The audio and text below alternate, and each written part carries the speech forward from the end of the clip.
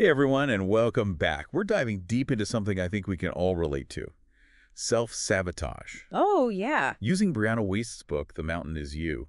And get this, your procrastination, those choices that hold you back, Yeah. might not be about laziness or a lack of motivation at all. Right. They could be your mind's way of protecting you. Yeah, it's true. Self-sabotage often operates below the surface. Really?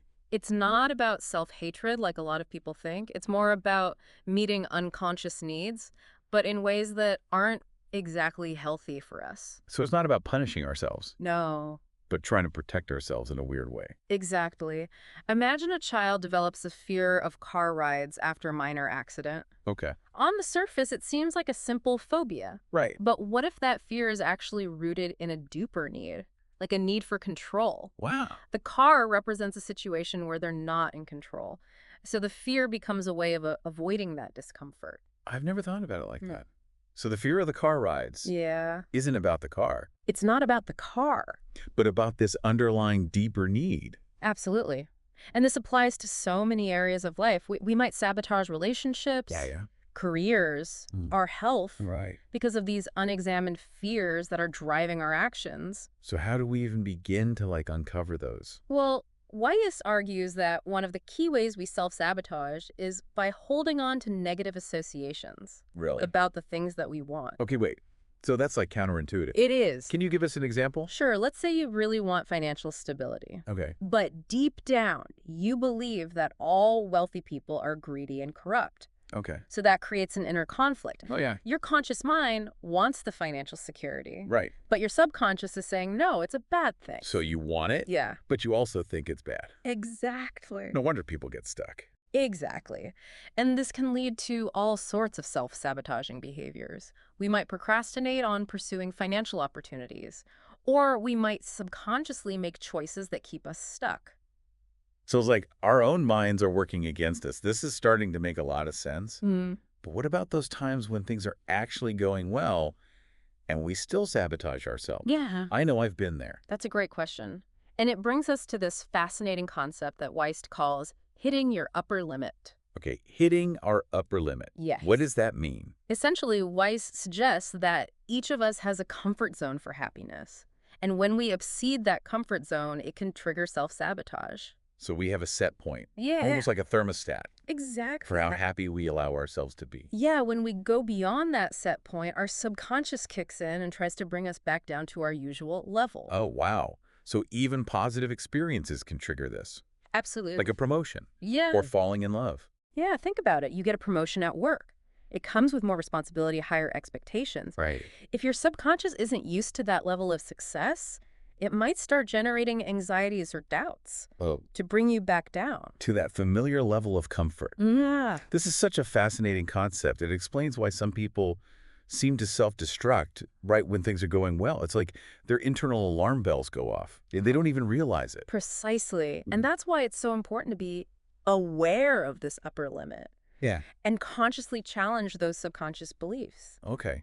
So we've established that self-sabotage is sneaky, complex, Yeah. driven by fears, negative associations. Right. It could even be triggered by positive experiences. Yeah, But how do we recognize it in our own lives? These things are operating on a subconscious level. that's right.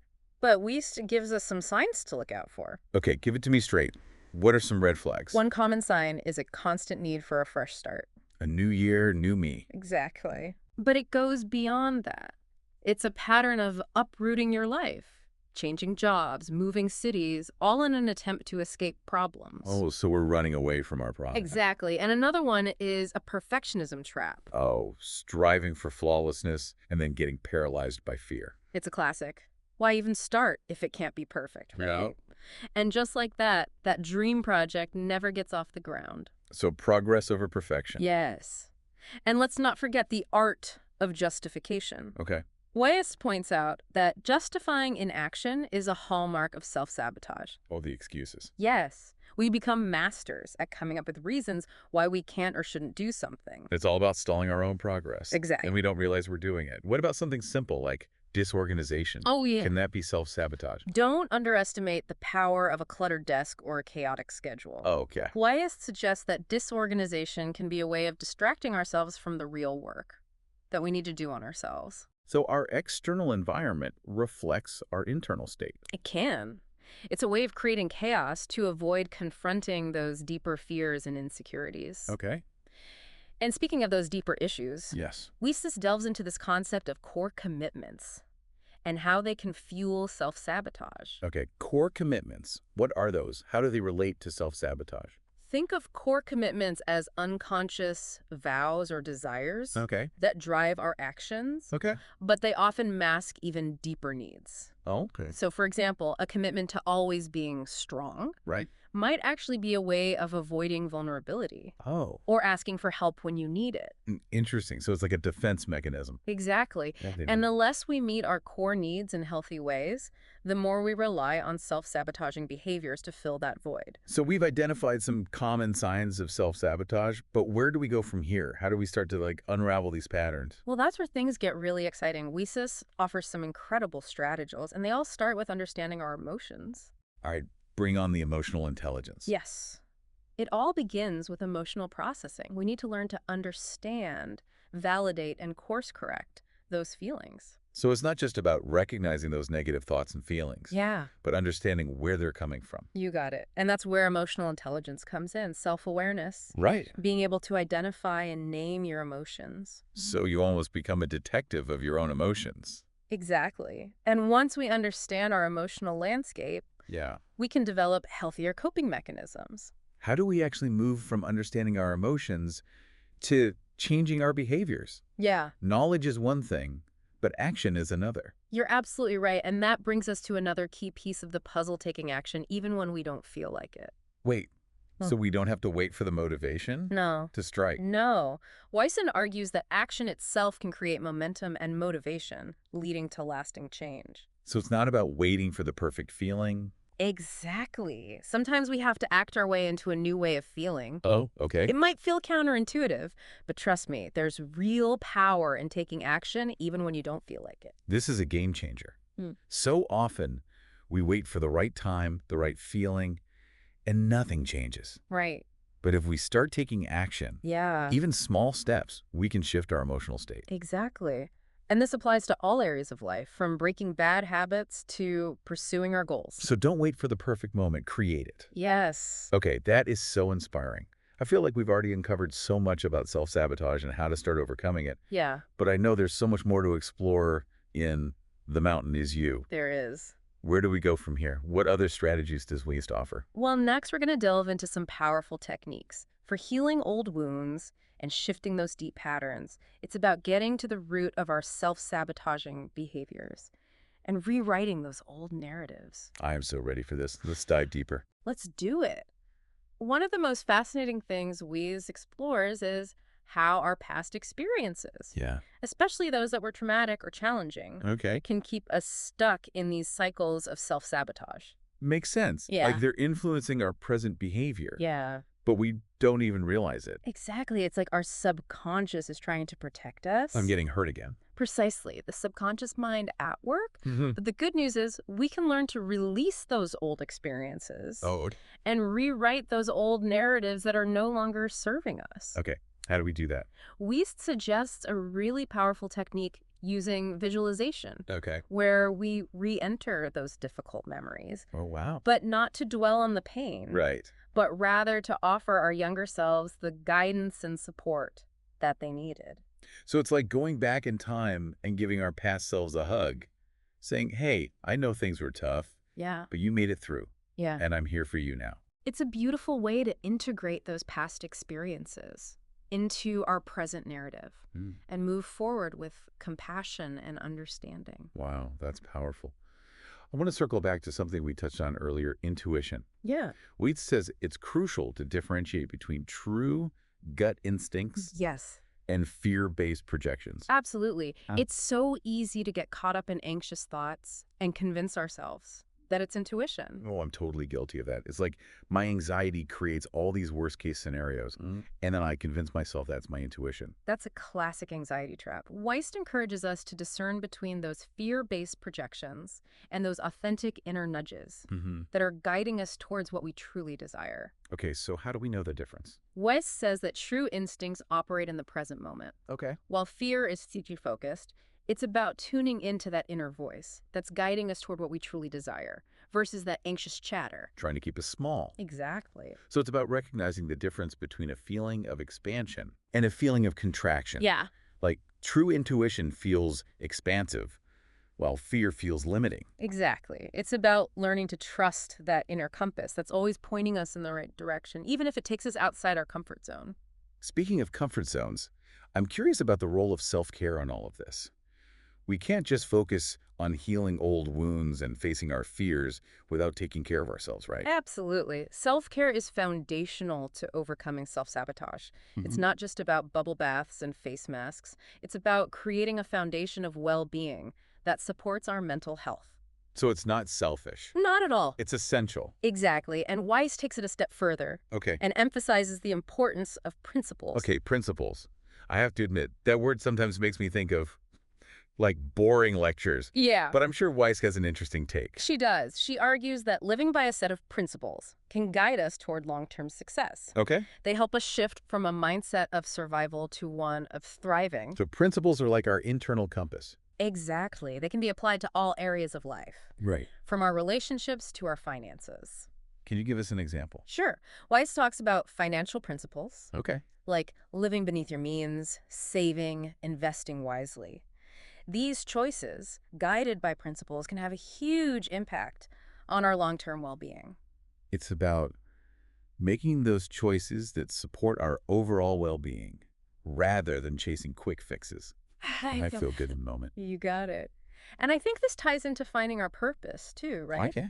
Because when we're aligned with our purpose, Yeah. it's easier to make those choices Right. that support our growth, Yeah. even when they're challenging. I completely agree. It's like our purpose becomes our guiding star. Yeah. Speaking of purpose, Weiss has a really interesting perspective on this, She right? does. She says that purpose isn't about a single job or role.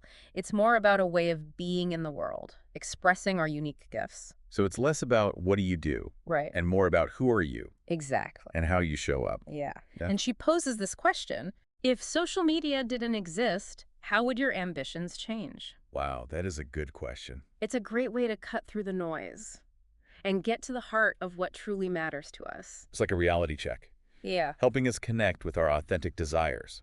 And speaking of ego, Waste also highlights humility Okay. in building mental strength. She reminds us that it's not all about us. Letting go of that spotlight complex can be incredibly liberating. It's like taking ourselves off the pedestal, Yeah, realizing that we're all just doing our best, and there's something really freeing about that. absolutely. It allows us to release the pressure of trying to be perfect and embrace our imperfections. Speaking of releasing pressure, Wiest also dives into the deceptive nature of worry, right? She does. She calls out worry for what it really is, Okay. a weak defense system. Wait, really? I always thought worrying was like preparing for the worst. I know it seems that way, but it's a misconception. Worrying actually makes us more sensitive to negative outcomes. It's a self-fulfilling prophecy. So we create the very thing we're afraid of Exactly. by worrying about it. And here's the thing. If those fears dematerialize, we're already so depleted from all the worrying that we're less equipped to handle them effectively. Oh, that's so true. It's like we've already run the marathon in our minds Yeah. before the race even begins. Worrying keeps us stuck in fear and inaction, which prevents us from moving forward. So if worrying isn't the answer, what is? How do we cultivate mental strength? That allows us to face our fears and move through challenges. Wiest emphasizes accepting imperfection. Embracing our flaws is crucial Okay. to growth and healing. Okay. It's about letting go of the need to be perfect and showing up as we are. I love that. It's like giving ourselves permission to be human. Exactly. It's about recognizing that imperfection is not a weakness. It's what makes us unique. Exactly. Speaking of beautiful, Yeah. there's something beautiful about detaching from worry. There is. It's about recognizing that worry is a choice. And we can choose to focus our energy on things that empower us, rather than things that drain us. It's like choosing to water the flowers instead of the weeds. That's a great way to put it. And as we cultivate those positive thoughts, our inner strength and resilience begins to blossom. Beautifully said. And this brings us to another liberating truth that Wiest reminds us of. Okay. The world doesn't actually revolve around us. Wait, what? But my horoscope says I'm the center of the universe. Well, your horoscope might need a reality check. Okay. Most people are so wrapped up in their own lives, they're not paying nearly as much attention to us as we think. Whoa, that's kind of freeing. Maybe I don't have to put so much pressure on myself to be perfect. Exactly. This realization allows us to let go of that need to please everyone. Right. And focus on what truly matters. To us. Yes. Yeah. We can stop seeking external validation and start living authentically. I love that. It's about shifting our focus Yeah. from what will people think to what feels true and aligned for me. And that shift can be incredibly empowering. It frees us up to pursue our passions, express ourselves authentically, and create a life that feels aligned with our values. Okay, this is all so inspiring, but I have to ask, what about those times when we need help? Right. Wayne just emphasizes mental strength. Yes. But does that mean we have to go it alone all the time? Not at all. Venus encourages us to ask for help when we need it. Okay. She reminds us that we're not supposed to know everything. Yeah. Seeking support from others is a sign of strength. That's important to remember. Sometimes we get so caught up in trying to prove ourselves that we forget that it's okay to lean on others. Asking for help is a sign of self-awareness and courage. Exactly. It takes courage to admit we need help and to reach out and ask for it. Absolutely. And speaking of needing help, what about those times when we get stuck in our heads? Overthinking. Venus talks about the dangers of psychic thinking, right? Yeah. She does.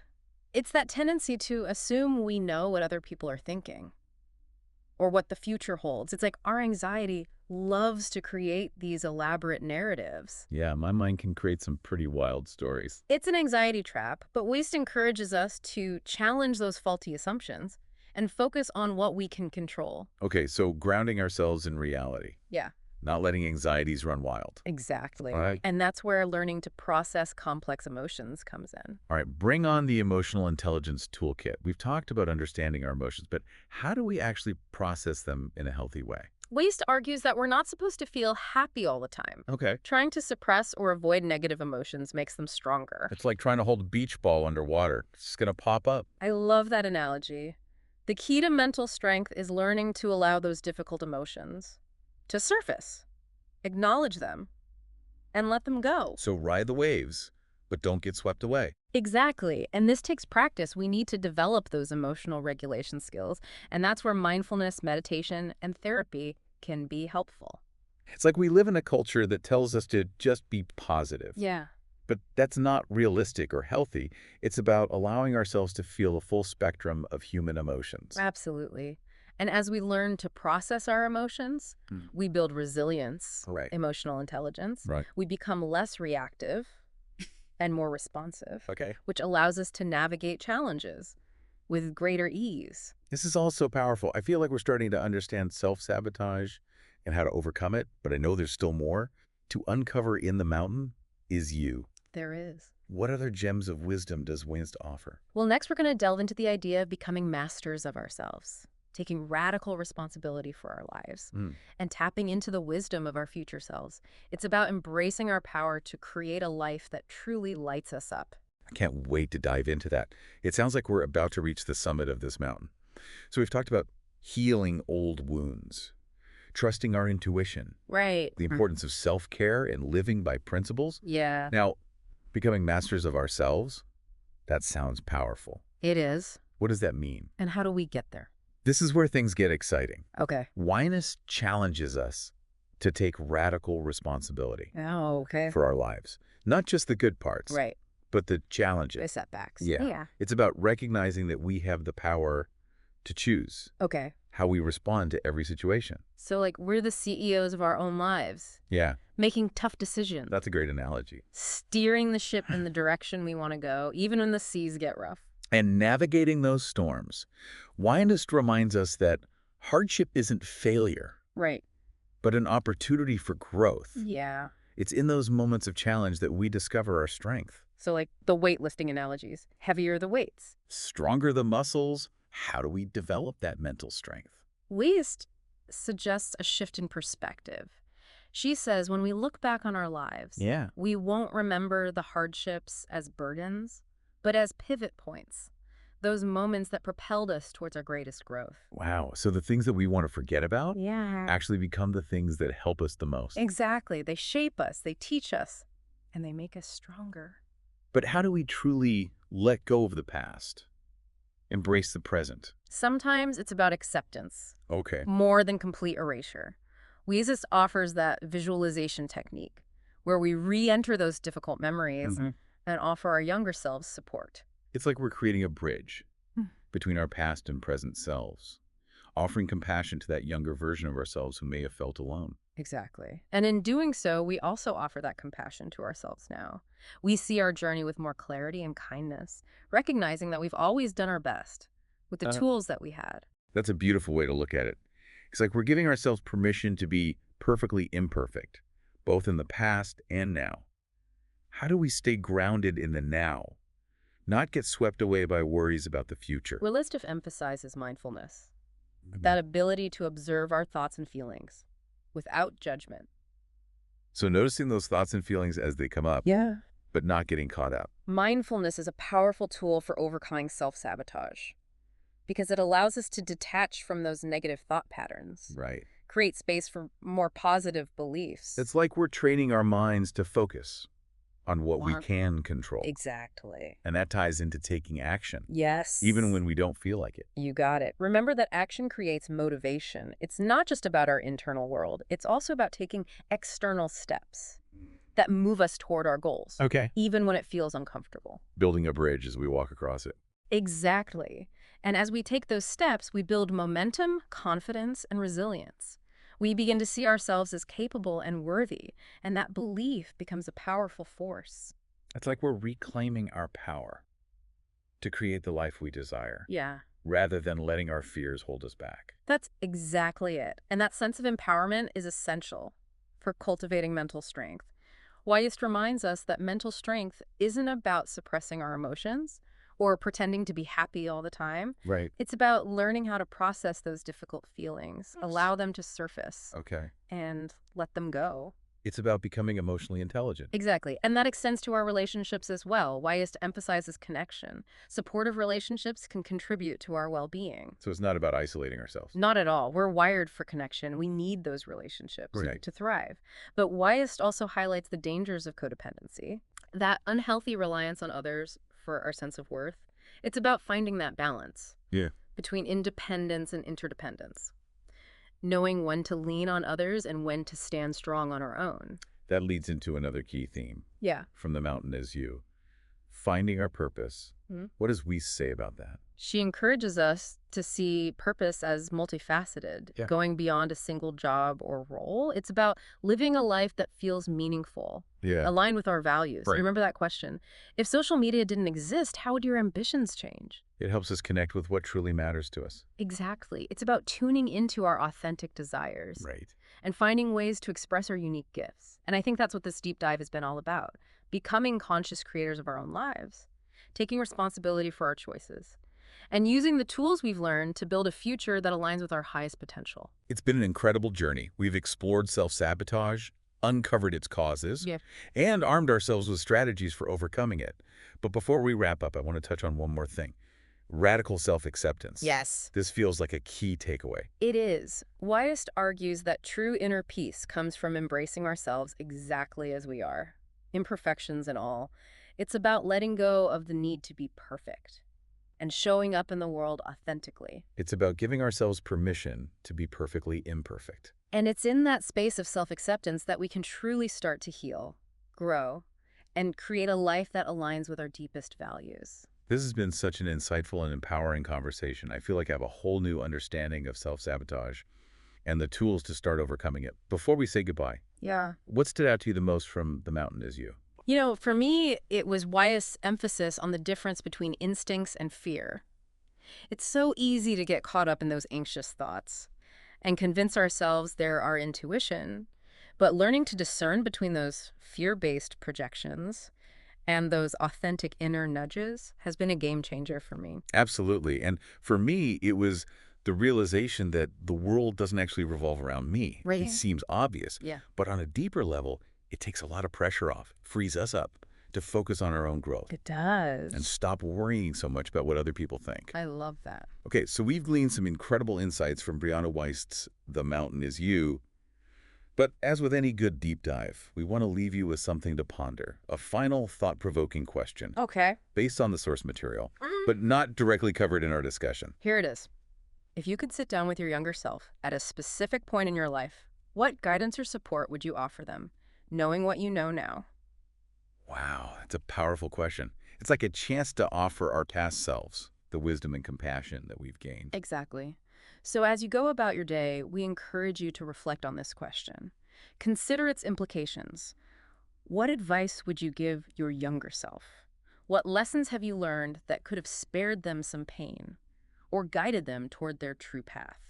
And maybe by offering that guidance to our past selves, we can also illuminate the path forward for our present selves. Beautifully said. All right, deep divers, that's a wrap on our exploration of self-sabotage. We hope you've gained some valuable insights and tools to help you climb your own personal mountains. Until next time, keep diving deep.